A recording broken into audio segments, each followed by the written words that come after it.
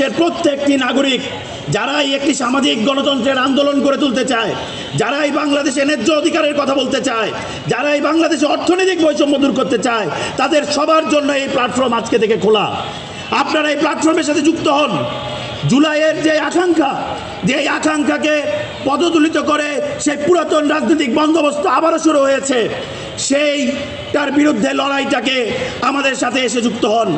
৭১-এর যে আমাদের অধরা স্বপ্ন, এটি গণতান্ত্রিক রাষ্ট্রের অধরা স্বপ্ন, সেই অধরা স্বপ্ন বাস্তবায়নে আপনারা আমাদের সাথে এসে যুক্ত হন।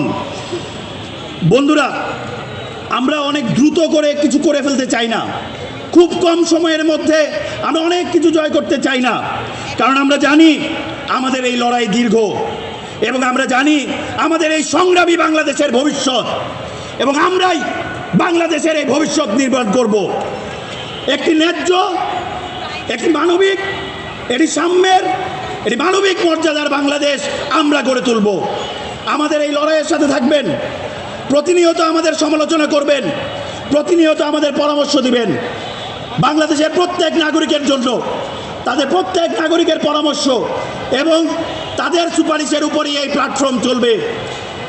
আমরা একটি নেটওয়ার্ক গড়ে তুলতে চাই, যে নেটওয়ার্ক হবে পিপলস অ্যাকশন, যে নেটওয়ার্ক মানুষের লড়াইকে প্রতিধ্বনিত করবে, এবং সেই স্বপ্নকে সামনে রেখে আজকে থেকে আমাদের এই প্ল্যাটফর্মের যাত্রা শুরু হচ্ছে।